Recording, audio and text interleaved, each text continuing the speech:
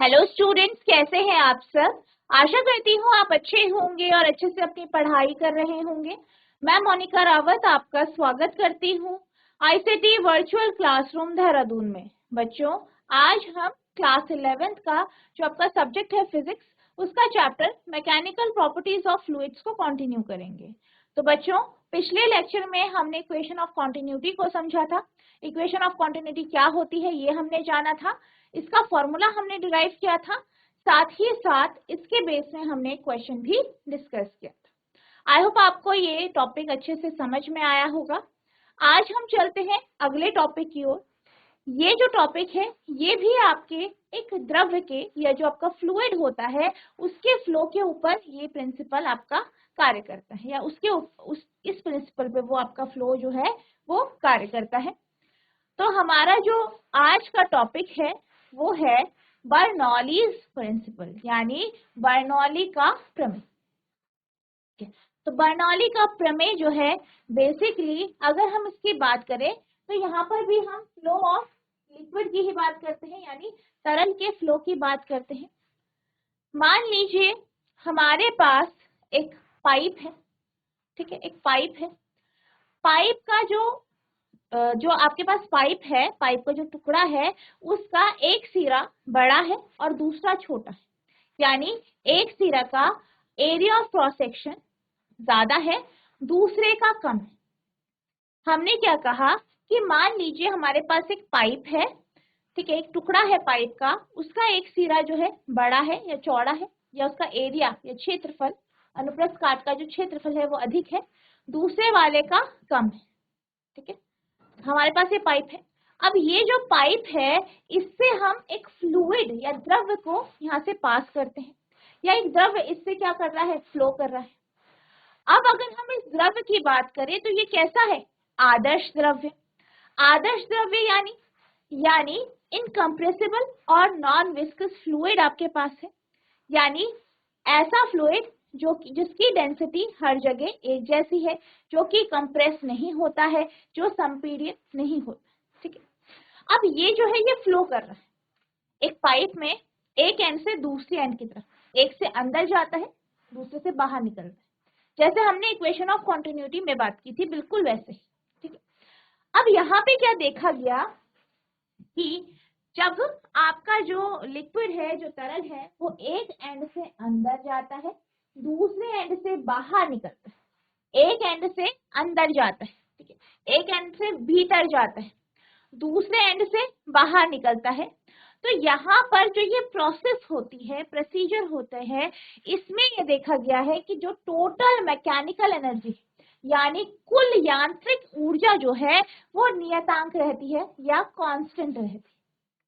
क्या कहा, जब भी कोई आपका आइडियल फ्लूइड, आदर्श द्रव किसी जो है पाइप से फ्लो कर रहा है, जिसका एरिया ऑफ क्रॉस सेक्शन अलग अलग है, इनलेट का और आउटलेट का, जब उससे जो आपका द्रव्य है वो फ्लो करता है, तो ये देखा गया है कि जो कुल यांत्रिक ऊर्जा है या टोटल मैकेनिकल एनर्जी है वो कांस्टेंट रहती है, नियतांक रहती है, उसमें जो है आपकी वैल्यू हमेशा कांस्टेंट हुई। अब हम बात करते हैं मैकेनिकल एनर्जी की, कि यहाँ पे जब हम यांत्रिक ऊर्जा की बात कर रहे हैं तो इस यांत्रिक ऊर्जा में क्या क्या हो। अगर हम मैकेनिकल एनर्जी की बात करें तो जो मैकेनिकल एनर्जी होती है वो जो है योग है, किसका योग है, प्रेशर एनर्जी का, दाब ऊर्जा का, पोटेंशियल एनर्जी का, ठीक है, स्थितिज ऊर्जा का, और काइनेटिक एनर्जी यानी गतिज ऊर्जा। इन तीनों का जो सम है वही आपकी मैकेनिकल एनर्जी कहलाती है। इसका ही जो योग होता है पर यूनिट मास या वॉल्यूम, वो आपका कांस्टेंट होता है। तो बर्नौली का थ्योरम क्या कहता है, बर्नौली का थ्योरम ये कहता है कि जब भी कोई फ्लूइड, कोई द्रव्य जो कि कैसा है, आइडियल फ्लूइड है, वो किसी पाइप से फ्लो कर रहा है, किसी भी जो है नली से प्रवाहित हो रहा है, जिसकी दोनों सिरे जो है उनका एरिया जो है अलग अलग है, एक का ज्यादा है एक का कम है, तो जब वो इससे प्रवाहित होता है, इससे जब फ्लो करता है, तो ये देखा गया है कि total mechanical energy per unit mass या पर यूनिट वॉल्यूम, यानी कुल यांत्रिक ऊर्जा पर एकांक द्रव्यमान या पर एकांक आयतन जो है वो हमेशा कांस्टेंट होती है, और मैकेनिकल एनर्जी में आपकी प्रेशर एनर्जी आती है, ठीक है, दाब ऊर्जा आती है, आपकी स्थितिज ऊर्जा, पोटेंशियल एनर्जी और काइनेटिक एनर्जी यानी आपकी गतिज ऊर्जा, तीनों आती है, ठीक है। तो ये हमेशा कांस्टेंट होता है, ये आपको ध्यान रखना है, ठीक है। तो अब हम बात कर लेते हैं इसकी डेफिनेशन की, और फॉर्मूले भी हम देखेंगे कि इसका फॉर्मूला क्या है, और फिर हम इसे डिराइव करेंगे, ठीक है। Bernoulli principle states that total mechanical energy of the moving fluid comprises of gravitational potential energy of the elevation, the energy associated with the fluid pressure, and kinetic energy of the fluid motion remains constant. क्या कहा गया है Bernoulli के प्रमेय से, Bernoulli के principal से हमें ये पता चलता है कि जो कुल यांत्रिक ऊर्जा है, जिसमें क्या होता है, आपकी ग्रेविटेशनल पोटेंशियल एनर्जी आती है, यानी जो है, जो आपके जो गुरुत्वीय स्थितिज ऊर्जा है, energy associated with fluid pressure, यानी जो आपकी तरल के कारण जो प्रेशर एनर्जी हो रही है, और फ्लूइड के मोशन यानी तरल के गति के कारण जो यहाँ पे गतिज ऊर्जा होती है, इन सब का जो योग होता है वो कांस्टेंट होता है, वो एक नियतांक होता है। Bernoulli principle can be derived from the principle of conservation of energy, और हम क्या कर सकते हैं, हम बर्नौली के प्रिंसिपल को principal of conservation of energy के माध्यम से भी निकाल सकते हैं। जब कोई असंपीड्य तथा अशांत द्रव अथवा गैस धारा रेखीय प्रभाव में बहती है, तो क्या कहा गया है कि कोई आपके इनकम्प्रेसिबल अशान्य द्रव यानी विस्कस, नॉन विस्कस, ठीक है, नॉन विस्कस फ्लूइड या गैस जब वो बहता है तो इसके मार्ग के प्रत्येक बिंदु इसके एकांक आयतन की कुल ऊर्जा अर्थात गतिज ऊर्जा, दाब ऊर्जा और स्थितिज ऊर्जा का योग एक नियतांक होता है।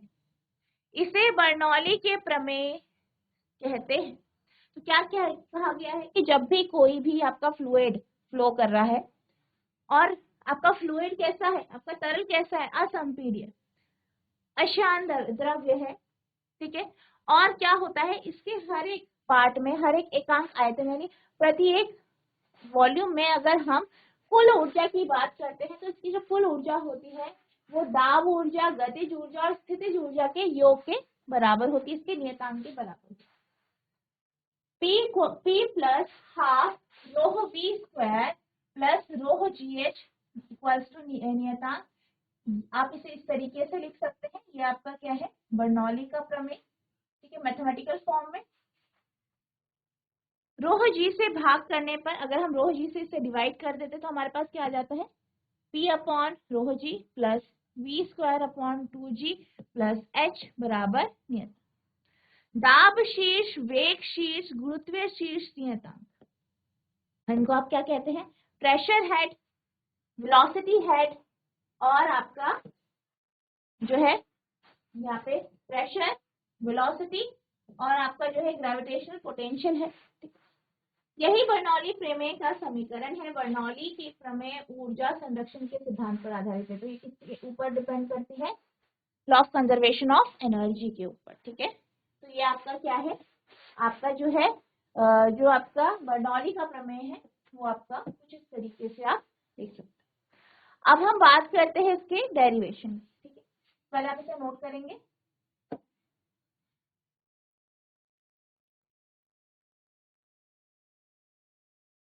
अब हम इसकी डेरिवेशन के ऊपर चलते हैं। डेरिवेशन किस तरीके से सॉल्व करेंगे, हम मान लेते हैं कि हमारे पास एक आदर्श द्रव्य है जो कि असंपीड्य है, और ये द्रव्य जो है एक जो है पाइप से मान लीजिए पास हो रहा है। अब ये जो पाइप है इसका जो एरिया ऑफ क्रॉस सेक्शन है, यहाँ इस भाग में आप इसे P भाग लिख सकते हैं, या हम यहाँ पे X भाग ले लेते हैं, कैपिटल X, और ये है कैपिटल Y। तो ये हमारे पास दो पोर्शन है। X पर जो इसका एरिया है वो कैपिटल A1 है, y पर कैपिटल A2 है, A1 जो है वो A2 से बड़ा है। यहाँ पे जो प्रेशर लगेगा उसे हम P1 ले लेते हैं, और यहाँ पे आपका P2, और यहाँ पे P1 प्रेशर को हम P2 से अधिक ले रहे हैं। ठीक है, इस तरीके से हम यहाँ पे इसे ले रहे हैं। अब क्या हो रहा है, यहाँ पे आपका द्रव्य फ्लो कर, तो सबसे पहले आप यहाँ पे इंफॉर्मेशन लिखेंगे। आप लिखेंगे let us consider a non viscous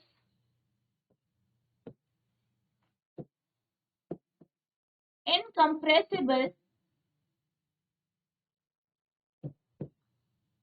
fluid be passing through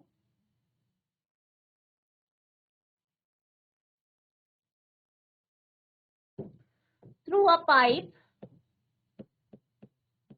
such that at X area of cross section is A1 and at Y area of cross section B A2।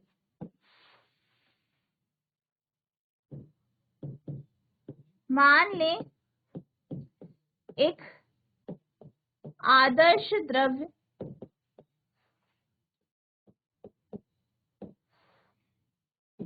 एक पाइप से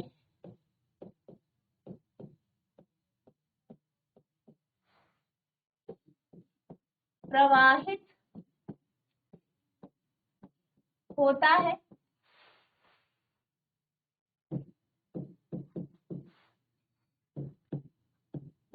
इस pipe का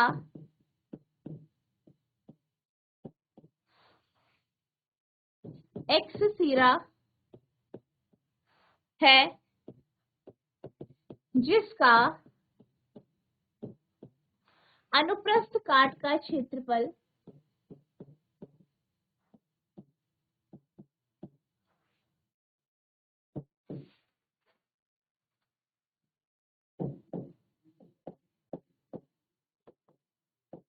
A1 तथा Y का अनुप्रस्थ काट का क्षेत्रफल A2 है। ठीक है, नेक्स्ट है, हम यहाँ पे प्रेशर की बात करते हैं। तो X पर दाब यानी जो प्रेशर है उसे हम ले लेते हैं P1, और जो है यहाँ पे फोर्स जो है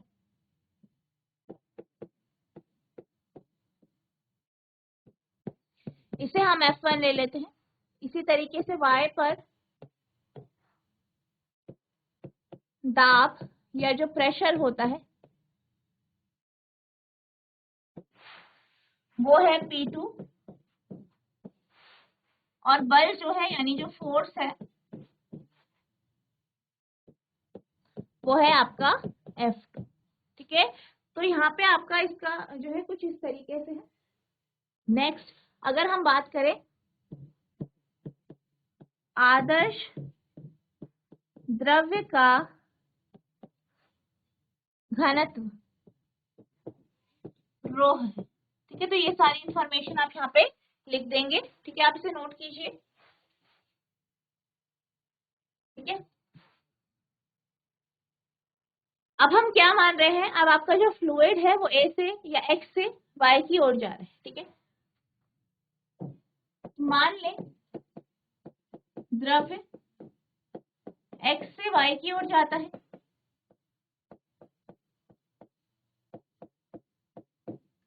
यहाँ पर जो आपका P1 है, ठीक है, P1 कहाँ पे है, x पर प्रेशर है, ये बड़ा है आपके P2 से,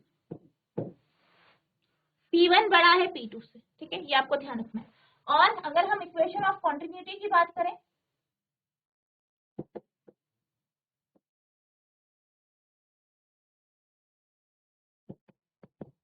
इक्वेशन ऑफ कॉन्टिन्यूटी की बात करें तो इक्वेशन ऑफ कॉन्टिन्यूटी के अनुसार A1 V1 रो बराबर होता है आपका A2 V2 रो से, या हम कह सकते हैं A1 V1 बराबर होगा आपका A2 V2। अब यहाँ पे आपका जो A1 है वो बड़ा है A2 से, तो यहाँ पे इससे हमें पता चलता है, क्या पता चलता है, हम क्या जानते हैं, हम ये जानते हैं कि जो A है वो आपका V के इनवर्सली प्रोपोर्शनल है, और V क्या दर्शा रहा है, यहाँ पे वेलोसिटी को दर्शा रहा है, वेग को दर्शा रहा है। तो यहाँ पे जब आपका A1 जो है V जो है A2 से बड़ा है, तो इसका अर्थ है कि जो आपका V2 है वो V1 से आपका बड़ा होगा। तो इस चीज को आपको ध्यान रखना है, ठीक है, इस कॉन्सेप्ट को आपको ध्यान रखना है कि आपका कुछ इस तरीके से यहाँ पे हो, ठीक है, A1 बड़ा होगा A2 से, V2 बड़ा होगा V1, ठीक है। अब हम वर्क डन की बात करते हैं। वर्क डन की कैसे, यहाँ पे फ्लूइड यहाँ से इधर की ओर जा रहा है, x से y की ओर जा रहा है, तो ऑब्वियस सी बात है ये कुछ कार्य कर रहा हो, ठीक है। अब जो ये कार्य होगा ये आपका प्रेशर एनर्जी या दाब ऊर्जा के रूप में, ठीक है, ये आपको ध्यान रखना है।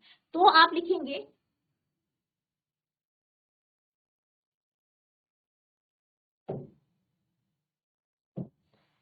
x पर द्रव के द्वारा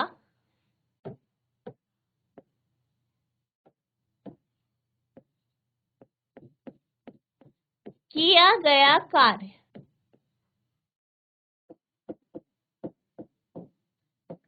ठीक है, कार्य की अगर हम बात करें तो कार्य का फॉर्मूला क्या होता है,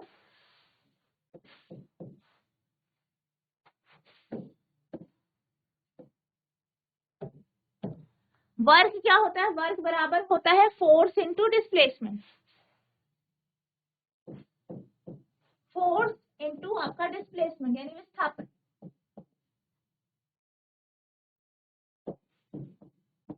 अब इस कॉन्सेप्ट को आपको समझना है, ठीक है, इस कॉन्सेप्ट को आपको समझना है। अगर हम फोर्स की बात करें, ठीक है, पहले हम प्रेशर के बारे में बात करते हैं। प्रेशर बराबर क्या होता है, फोर्स अपॉन एरिया। इसी तरीके से अगर हम फोर्स निकालें तो फोर्स बराबर हो जाएगा प्रेशर इनटू एरिया, ठीक है। F1 की वैल्यू क्या होगी, F1 बराबर P1 A1, ठीक है, तो आप F1 की जगह लिख दीजिए P1 A1, ठीक है। अब डिस्प्लेसमेंट की बात हो रही है, डिस्प्लेसमेंट हमें डायरेक्टली नहीं पता, हमें क्या दी गई है, वेलोसिटी, v वेग से चल रहा है, v1 वेग से चल रहा है। तो अगर हम v1 वेग की बात करें तो v1 का मतलब क्या हुआ, अगर हम नॉर्मली देखें तो v1 का अर्थ है कि प्रति सेकंड में v1 विस्थापन हुआ, प्रति सेकंड में v1 विस्थापन हुआ, ठीक है, ध्यान रखना है आपको। जब हम बोलते हैं v1 मीटर पर सेकंड, ये स्पीड है या जो है वेलोसिटी है, तो इसका अर्थ ये है वेलोसिटी है यानी एक सेकंड में v1 जो है आपका विस्थापन हुआ है। तो यानी यहाँ पे विस्थापन की जगह आप लिख सकते हैं v1, अगर हम प्रति सेकंड की बात करें, ठीक है, तो यहाँ पे आप v1 लिख लेंगे, ठीक है, v1 लिख लेंगे। अब अगर हम एक प्रति सेकंड में ले तो v1 क्या हो गया, विस्थापन हो गया, यानी यहाँ पे v1 क्या हो गया, ये इधर का डायमेंशन। दूसरा क्या है आपके पास, एरिया ये, तो यानी आपके पास क्या आ गया, आयतन आ गया, आयतन यानी वॉल्यूम, वॉल्यूम यानी v, ठीक है। तो यहाँ पे हम क्या करेंगे, इसे आप v लेंगे, a इंटू v1 आपका क्या हो जाएगा v, तो ये आ जाएगा आपका v1 p1 v, ठीक है। आई होप आपको ये कॉन्सेप्ट समझ में आया होगा। पहले हम वर्क डन की बात कर रहे हैं, कार्य जो किया गया है उसकी बात कर रहे हैं एक्स पे, और यही क्या होगा आपका प्रेशर एनर्जी, ठीक है, प्रेशर एनर्जी भी आपकी यही होगी। इसी तरीके से अगर हम जो है वाई पोर्शन की बात करें, बिल्कुल यही लगेगा जैसे हमने अभी देखा तो y अगर हम पार्ट की बात करते हैं या y एंड की बात करते हैं तो आप लिखेंगे y पर द्रव्य द्वारा किया गया कार्य, यानी work done by fluid at y, ठीक है, किया गया कार्य। यहाँ पे क्या होगा, सेम फोर्स इनटू डिस्प्लेसमेंट, ठीक है, बल गुणा विस्थापन, ठीक है, बल गुणा विस्थापन। बल का जो है अगर आप प्रेशर और जो है एरिया में ले तो क्या आएगा, P2A2, ठीक है। विस्थापन की बात करें तो विस्थापन क्या दर्शा रहा है, कौन सा डायमेंशन दर्शा रहा है, वेलोसिटी का, और वेलोसिटी क्या दर्शा रहा है, प्रति सेकंड में किसका विस्थापन, V2 विस्थापन। तो हम यहाँ पे V2 ले लेंगे। अब जो वॉल्यूम आपका अंदर आ रहा है उतना ही वॉल्यूम आपका बाहर जाएगा, जितना वॉल्यूम आपका इनलेट है उतना ही बाहर जाएगा। क्यों जाएगा, हमने यहाँ पे बात करी कि दोनों के एरिया में डिफरेंस है, A1 बड़ा है A2 से, बात करी, ठीक है। तो हमने ये देखा कि इक्वेशन ऑफ कॉन्टिन्यूटी के अकॉर्डिंग जो आपका एरिया है, जो अनुप्रस्थ काट का क्षेत्रफल है और जो वेग है, इन दोनों के बीच में जो है इनवर्स रिलेशन, इनवर्स रिलेशन है, यानी A1 एरिया ज्यादा है तो यहाँ पे वेलोसिटी कम होगी, A2 एरिया कम है तो यहाँ पे वेलोसिटी ज्यादा होगी। और बेसिकली हमने ये कहा है कि जो आपको इक्वेशन ऑफ कॉन्टिन्यूटी है, law of conservation of mass के ऊपर डिपेंड करता है, यानी बराबर आपका जो है मास जो है इनलेट में और आउटलेट में बराबर होगा, ये हमने कहा, ठीक है।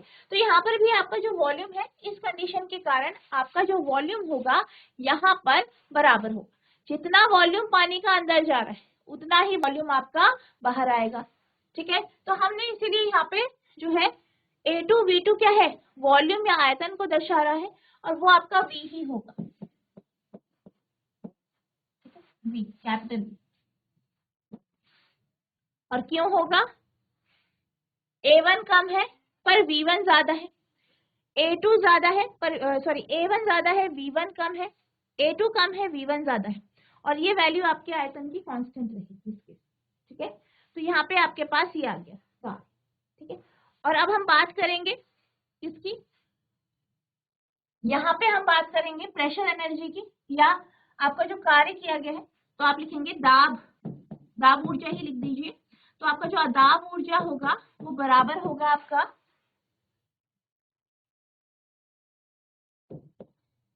x पर किया गया कार्य या वर्क डन एट x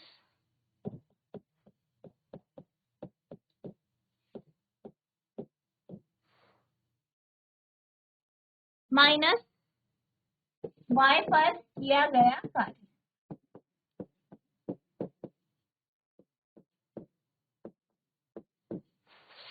ठीक है, ठीक है। और आप ये जानते हैं कि P1 जो होगा वो ज्यादा होगा P2 से, हमने अभी बात करी थी, ठीक है। तो इसीलिए आपका इस तरीके से आएगा। तो यहाँ पे आप वैल्यूज रख देंगे, P1V माइनस P2, तो ये क्या हो गया आपकी दाब ऊर्जा यानी प्रेशर एनर्जी। इसे आप मान लीजिए इक्वेशन नंबर 1, समीकरण 1, ठीक है। इस तरीके से आपकी दाब ऊर्जा आ जाएगी, ठीक है, नोट करेंगे,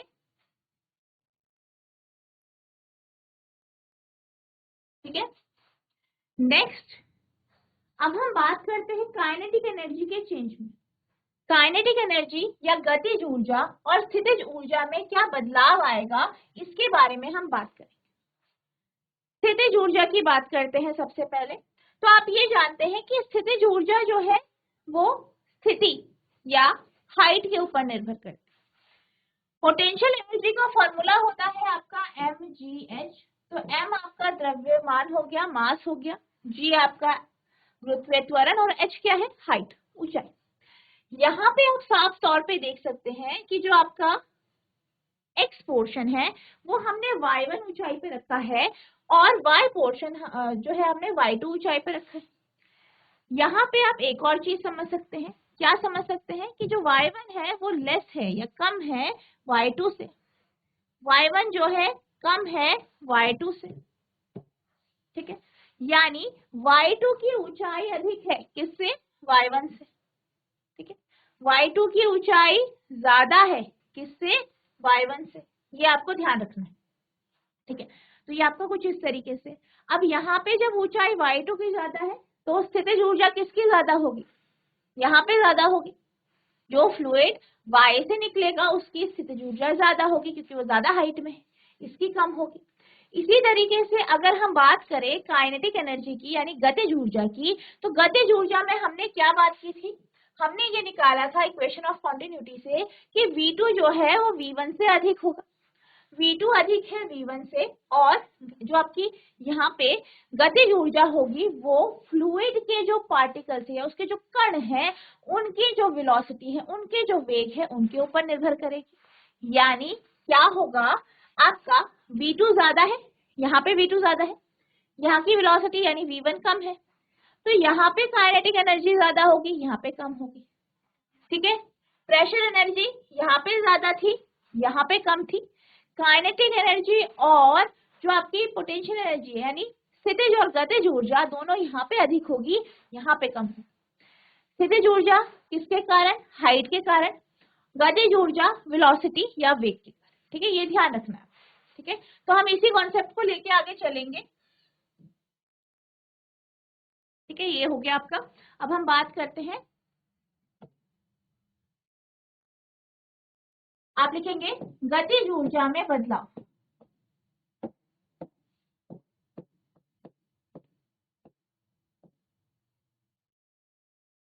गतिज ऊर्जा में बदलाव यानी increase in kinetic energy, change in kinetic energy, increase in kinetic energy, change in kinetic energy लिख लेते हैं।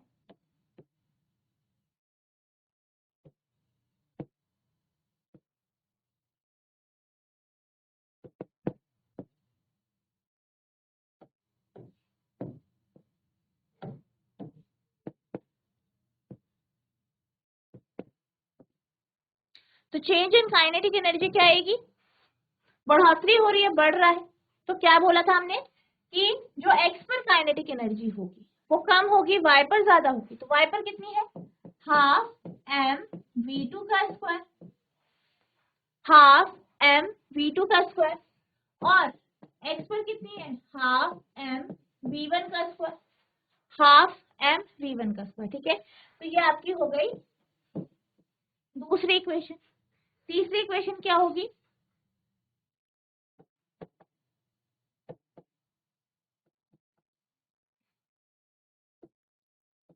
स्थितिज ऊर्जा में बदलाव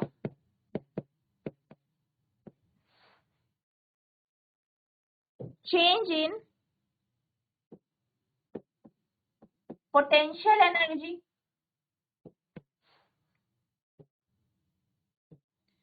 तो y पर ज्यादा है, हाइट ज्यादा है इसलिए, और x पर कम है क्योंकि हाइट कम है। तो आप लिखेंगे mgh2 माइनस mgh1। तो ये आपकी इक्वेशन नंबर 3 हो गई। तो ये आपके 3 समीकरण या इक्वेशन आ गई है, ठीक है। तो यहाँ पे हमने क्या क्या निकाल दिया, दाब ऊर्जा या कितना कार्य किया गया है, और हमारी जो है गतिज ऊर्जा और स्थितिज ऊर्जा भी हमने निकाल दी है, ठीक है। इसे आप नोट करिए, फिर हम आगे बढ़ते हैं। अब हम क्या करेंगे, हम जो है नेक्स्ट सारी की सारी मैकेनिकल एनर्जी को एक साथ लेंगे। तो हम यहाँ पे बात करेंगे कि जो आपका प्रेशर के कारण, दाब के कारण जो कार्य हो रहा है वो बराबर हो जाएगा आपका काइनेटिक एनर्जी में जो बदलाव आ रहा है और पोटेंशियल एनर्जी में जो बदलाव आ रहा है उनके योग के बराबर। तो आप लिखेंगे दाब ऊर्जा के कारण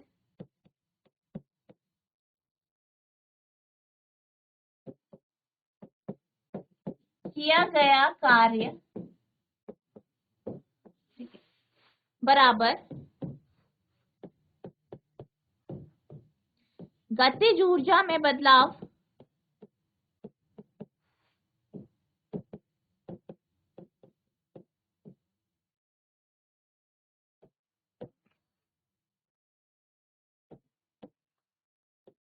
प्लस स्थितिज ऊर्जा में बदलाव।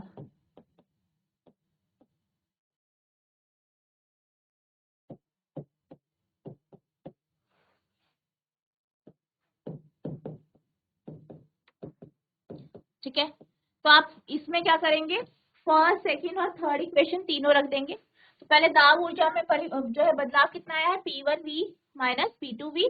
लिखेंगे आप P1V माइनस P2V बराबर गतिज ऊर्जा में बदलाव कितना है, हाफ m V2 का square minus half m V1 का square plus change in potential energy. Potential energy में बदलाव कितना है, mgH2 माइनस mgH1। तो ये आपका इस तरीके से आ गया है। अब आप शफल कर देंगे, जो है जो आपके x वाला एंड है उसे एक तरफ कर देंगे, y वाला एक तरफ। ठीक है, तो यहाँ x एंड आ जाएगा तो यहाँ पे होगा P1V, ये आपका इधर आ जाएगा तो प्लस, ये इधर आएगा तो प्लस हो जाएगा हाफ m V1 का स्क्वायर, और ये भी आपका इधर आ जाएगा तो लिखेंगे आप प्लस mgH1। ठीक है, बराबर ये वाला इधर आ जाएगा P2V plus half m V2 का स्क्वायर प्लस mgH2। ठीक है, ये आपकी इक्वेशन आ गई। अब इसको अगर आप जो है यहाँ पे आप देख सकते हैं कि जो x पोर्शन है वहां पर, या x वाले हिस्से पर, या x वाला जो सिरा है उस पर दाब ऊर्जा, गतिज ऊर्जा, स्थितिज ऊर्जा तीनों का सम बराबर है किसके, y एंड पर, y सिरे पर दाब ऊर्जा, गतिज ऊर्जा और स्थितिज ऊर्जा के योग। यानी आपके पास क्या आ गई, वैल्यू कांस्टेंट आ गई। तो इसे आप लिख सकते हैं PV plus half m V square plus mgH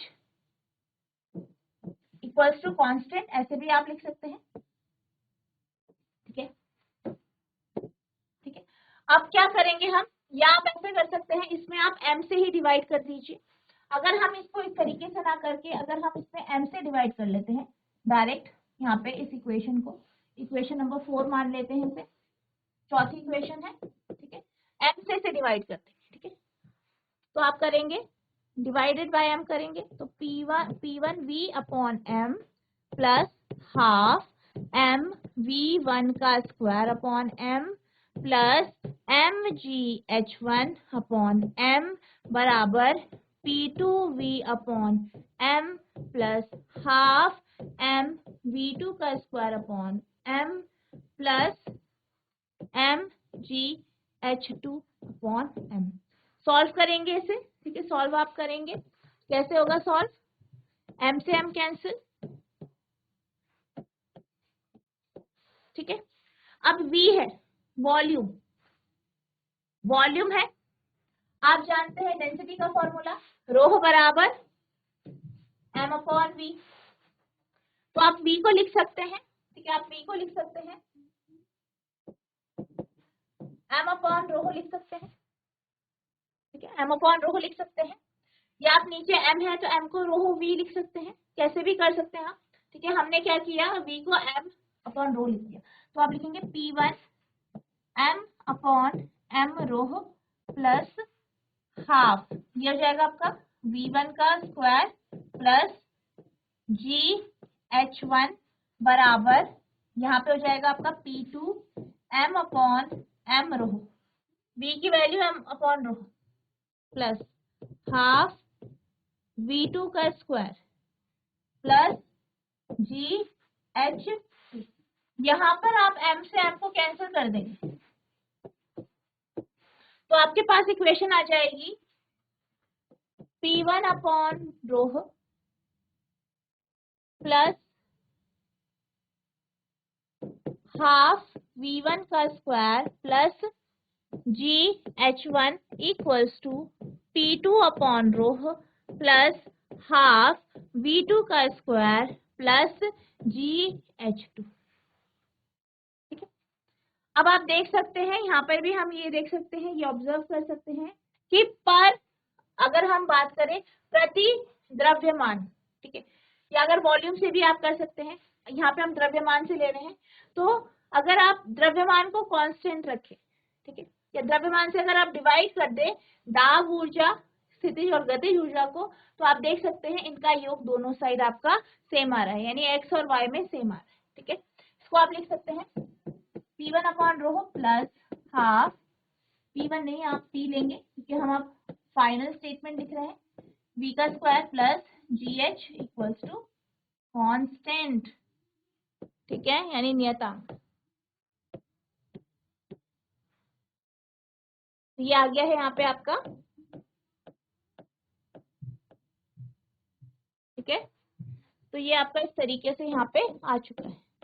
तो ये भी आपका क्या है, आपका बर्नौली का ही थ्योरम है। ठीक है, इस तरीके से आप प्रूफ कर सकते हैं। इसके अलावा अगर आप जो है यहाँ पे वॉल्यूम को कांस्टेंट रखते हैं तो क्या होगा, इक्वेशन में ये जो इक्वेशन है यहाँ पे आप v से डिवाइड कर देंगे पूरा। ठीक है, v से डिवाइड करके आपका आंसर आ जाएगा। ठीक है, तो यहाँ पे हमने जो है मास को कांस्टेंट रख के यहाँ पे आपकी जो है बर्नौली की थ्योरम जो है वो प्रूफ कर दी है। तो ये आपका फाइनल स्टेटमेंट आ गया, ये भी आपका एक प्रूफ है बर्नौली के थ्योरम का। ठीक है, तो आई होप आपको ये समझ में आया होगा, आप इसे नोट करेंगे। ठीक है, और बाकी अगर आप इसको एक और दूसरे तरीके से लिखना चाहते हैं तो दूसरे तरीके से हो जाएगा आपका P बराबर हाफ, पूरे को आप रो से डिवाइड कर देंगे, सॉरी पूरे को आप क्या करेंगे, रो से मल्टीप्लाई कर देंगे। रो यहाँ पे डिवाइड में मल्टीप्लाई कर देंगे, तो यहाँ पे रो मल्टीप्लाई हो जाएगा, तो रो कैंसिल, तो half rho V square plus rho GH equals to constant. तो ये आपकी यहाँ पे ये भी आपका एक बर्नौली का ही इक्वेशन आपकी यहाँ पे आ गई। तो ये भी आपकी इक्वेशन है, ये है आपका अलग अलग रूप में। ठीक है, तो यहाँ पे भी आप देख सकते हैं, यहाँ पे जो हमने इक्वेशन पढ़ी थी स्टार्टिंग में वो यही थी, P plus half rho V square plus rho GH बराबर नियतांक। तो यही आपकी यहाँ पे इक्वेशन आ गई। ठीक है, तो यहाँ पे हमने क्या किया है, हमने जो है यहाँ पे इसको रो से मल्टीप्लाई कर दिया। ठीक है, ठीक है, तो आपने क्या किया, इक्वेशन को, इसे मान लीजिए आप इक्वेशन नंबर 4, तो 4 को मल्टीप्लाई किया गया है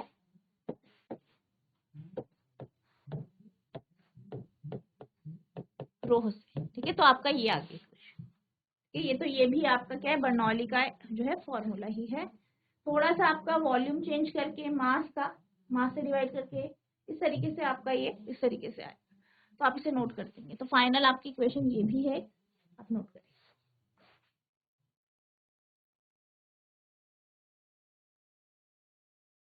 अब हमने बर्नौली का थ्योरम पढ़ लिया है, इसके बेस में हमारे पास एक क्वेश्चन है, हम इसे देख लेते हैं। Water is flowing with a speed of 2 metre per second in a horizontal pipe with cross-sectional area decreasing from 2 into 10 raised power minus 2 to 0.01 metre square. क्या कहा गया है, अब प्रेशर कितना है, 4 into 10 raised power 4 पास्कल। पानी जो है वो बह रहा है, फ्लो कर रहा है एक हॉरिजॉन्टल पाइप से। ठीक है, पानी के बहने की जो स्पीड है, जो चाल है, वो 2 मीटर प्रति सेकेंड है, और जो क्रॉस सेक्शनल एरिया है या अनुप्रस्थ काट का जो क्षेत्रफल है यानी ए का जो मान है वो भी बदल रहा है। कैसे, 2 into 10⁻² से 0.01 स्क्वायर मीटर्स में ये क्या हो रहा है, परिवर्तित हो रहा है। और प्रेशर कितना है आपका, 4 into 10⁴ पास्कल, यानी P का मान आपको दिया गया है, P2 का मान दिया गया है। What will be the pressure of the smaller cross section? तो आपसे पूछा गया है कि जो छोटा वाला क्रॉस सेक्शन है वहां पर प्रेशर का मान क्या होगा, यानी बेसिकली आपको P1 पूछा गया है। ठीक है, तो ये आपका क्वेश्चन है। ठीक है, तो ये आपको होमवर्क से इसको करना है। ठीक है, आप इसे नोट करें।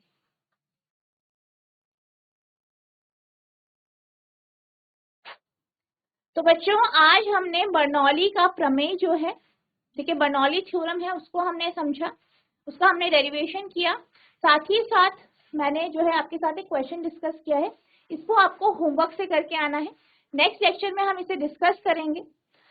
आपको क्या करना है, जितना आपको पढ़ाया गया है इसे रिवाइज करना है, बहुत इंपॉर्टेंट टॉपिक है बर्नौली, और इसके साथ साथ इसके एप्लीकेशन को भी आपको रिवाइज करना है, उसे हम नेक्स्ट लेक्चर में डिस्कस करेंगे। तो जितना आपको पढ़ाया गया है इसे रिवाइज करना है। कोई भी आपको डाउट होता है तो नेक्स्ट लेक्चर में पूछ सकते हैं। तो बच्चों आज के लिए बस इतना ही, मिलते हैं हम नेक्स्ट सेशन में, तब तक के लिए thank you and have a nice day.